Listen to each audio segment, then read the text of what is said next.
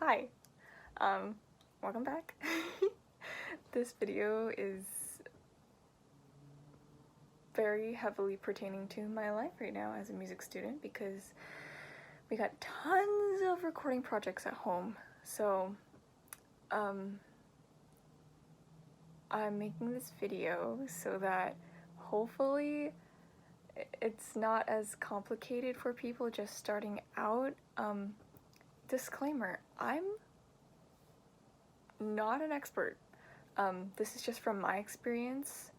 There are definitely more advanced videos, more advanced people, more skilled people you can watch, but I'm the average noob at this, so this is what a noob does to get by, basically. So don't be expecting some high quality mixing, mastering kind of shit, you know? This is more how I record, like literally how I record and what I use. Alright, as you can see, it's a lot of junk.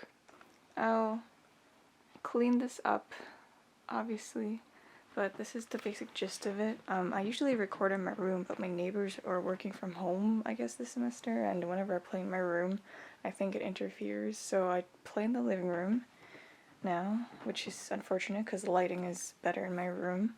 But here's my tripod.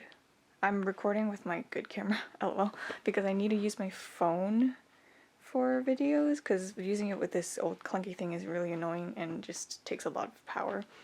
I have my horn here, my music stand here, so my computer is going to be set up so I can face it, and then I'll have my music to the side.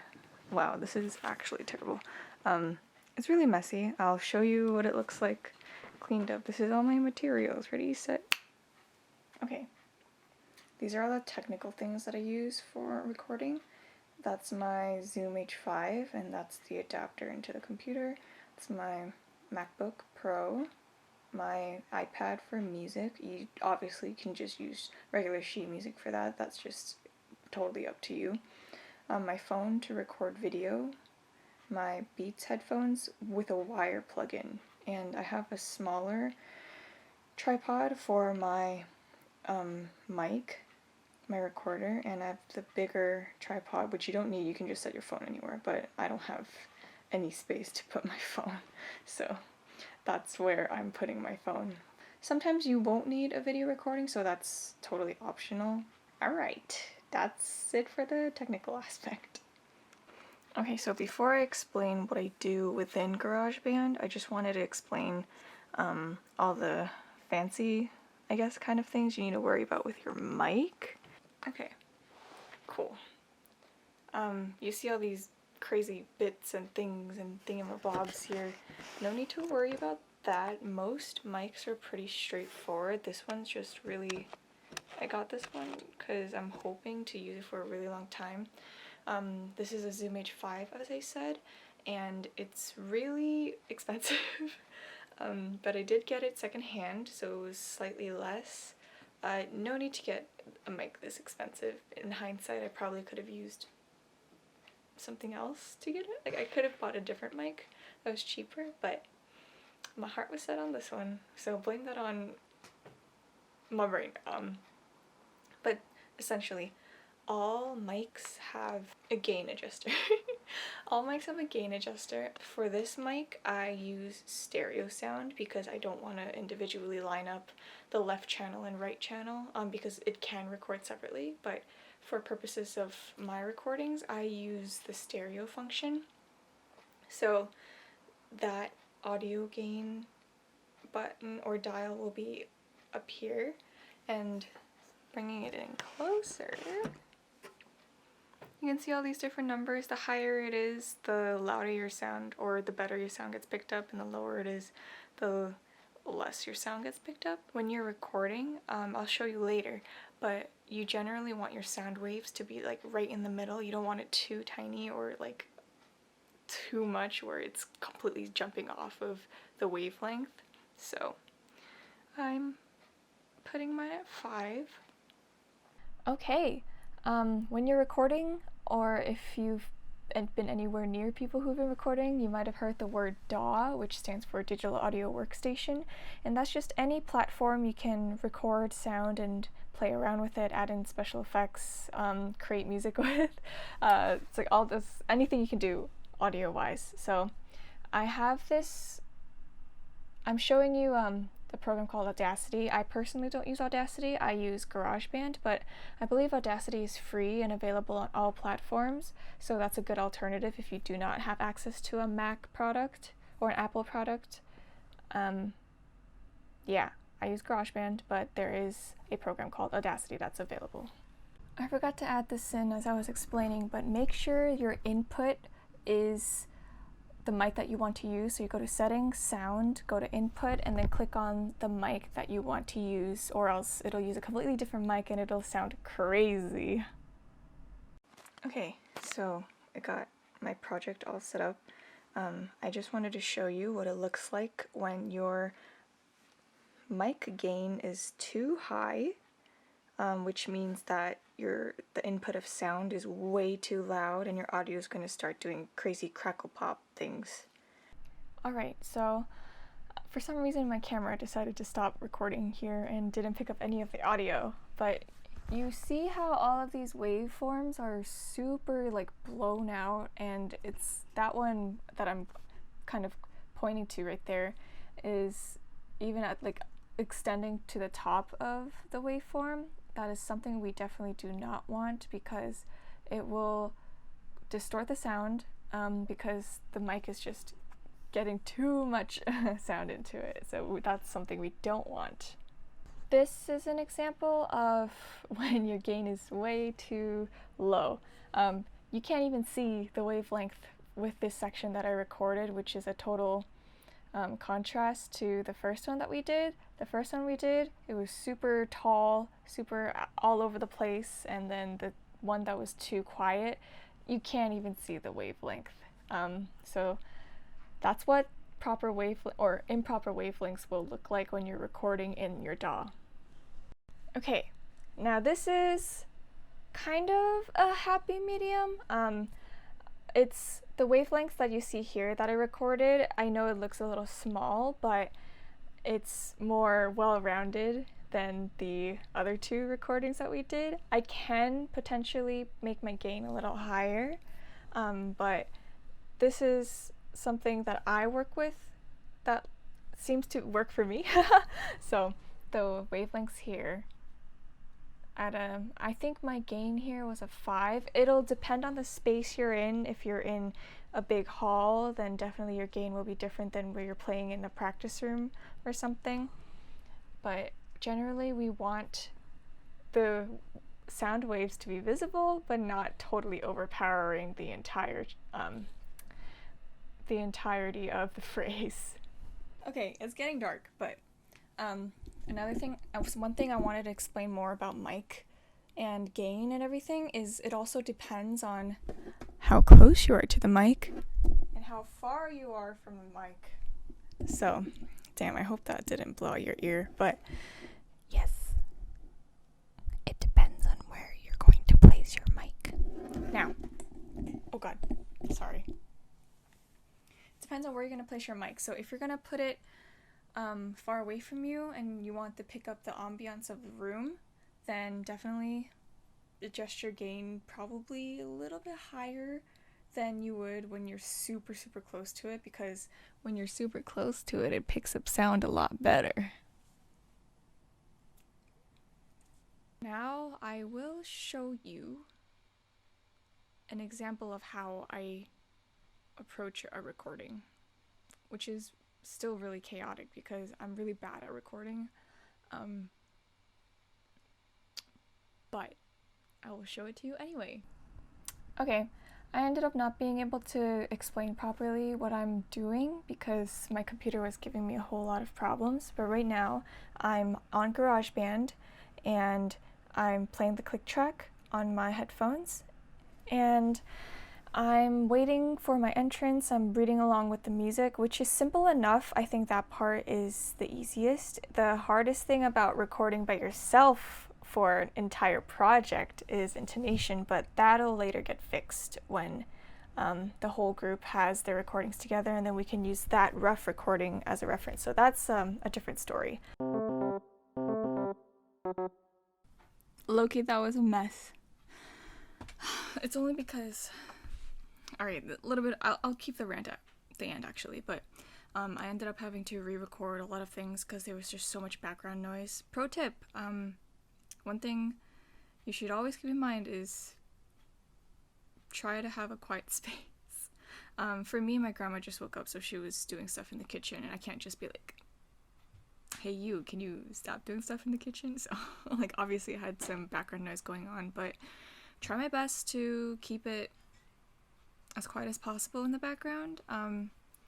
Didn't really work, so I'm going to try to record later on, but I'll show you what it looks like when I have to splice a lot of things in. Okay, so this is actually my re-recording of everything, and you still see how everything is spliced in. So I'll show you how to do that. First you add another track, and then I'm going to rename it to whatever I need to, and for this purpose it's going to be audio test.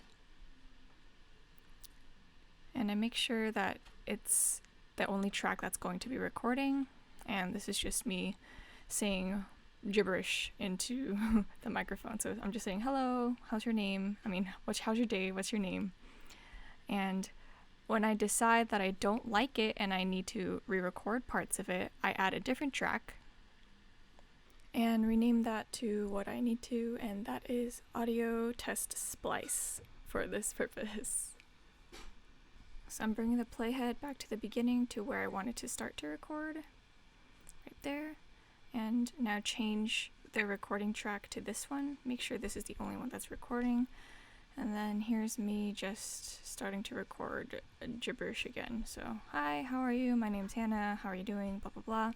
I ended up re-recording those two audio tracks to show you how I line things up. So now when you're happy with your re-recording of it, you're going to want to line it up with when your first master track starts. So you see how the second track is off by a slight space, and now I'm taking the first track and making sure my second track lines up with it so that it starts and stops in the same place,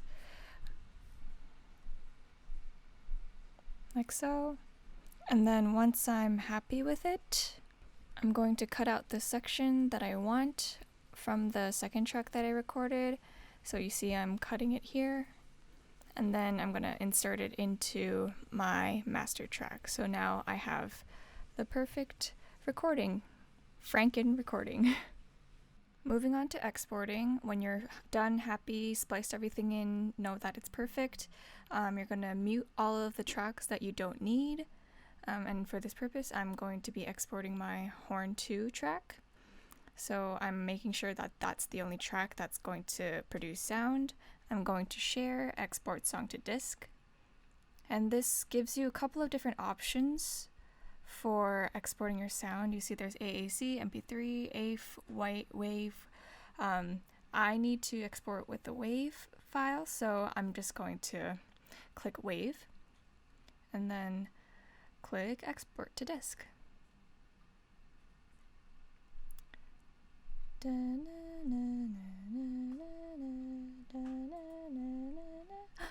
then it's done. And wherever you chose to export it into, I chose to export it into downloads, it'll show up right there. Cool.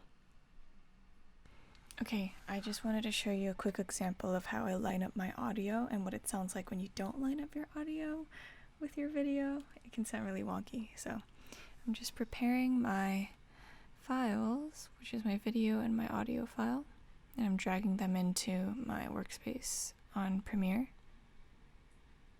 And as you can see, the audio and video are separate, and so I want to drag my separate audio down to a different channel. And as you can see, it's not lined up at all. There's different wavelengths going on, nothing's lined up, nothing is uniform, and that sounds really, really wonky. And I'll show you what it sounds like when you just leave it lined up like this.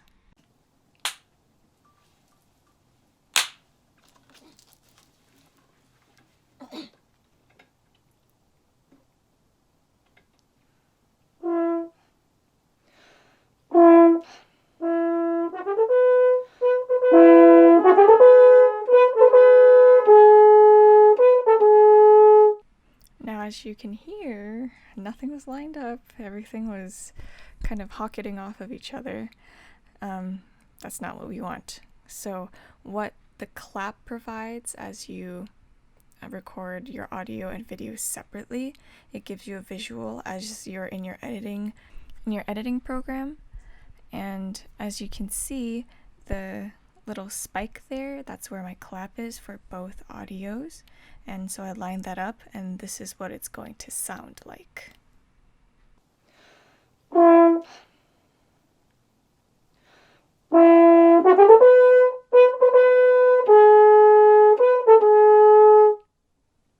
Now all you have to do is mute the audio from your video, and this is what the final take should sound like. Also, one more thing to add. You need to obviously cut out the parts of the video and the audio that you don't want, so you don't get that clap or the mess up in the beginning like you heard from me. And yeah, this is the final take.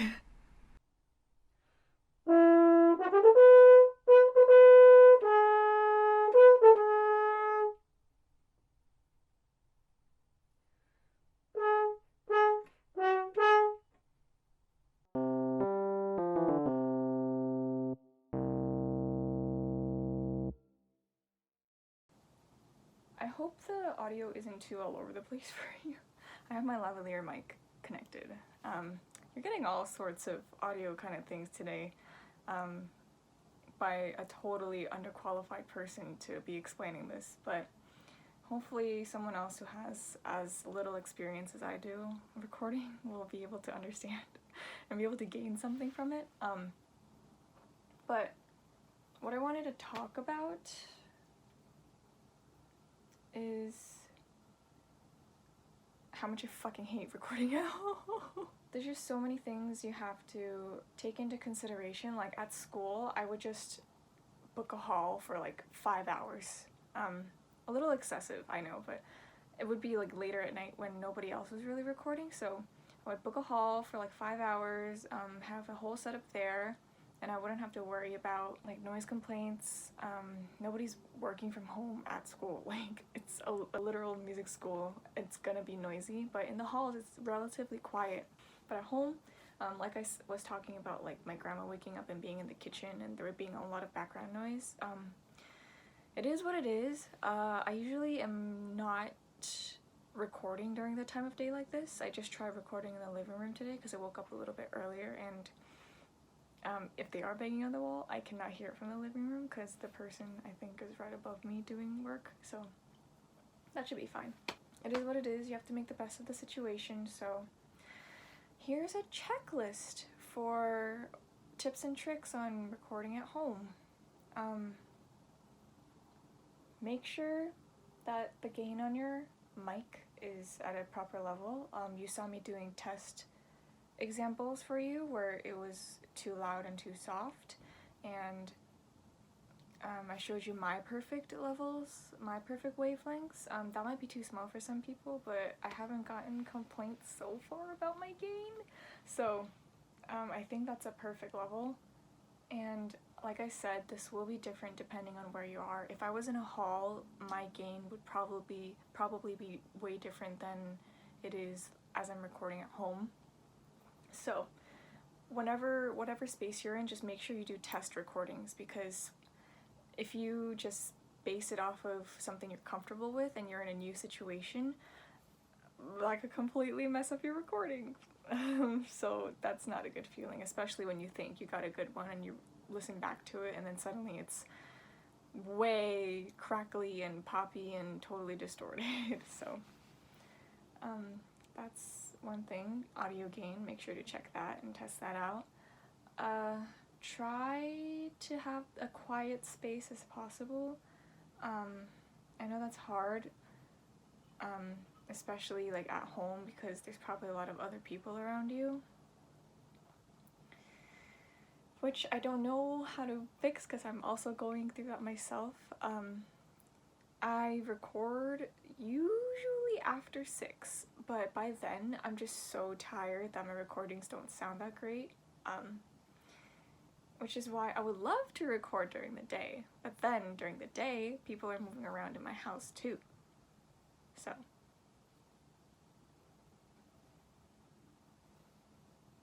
what can you do?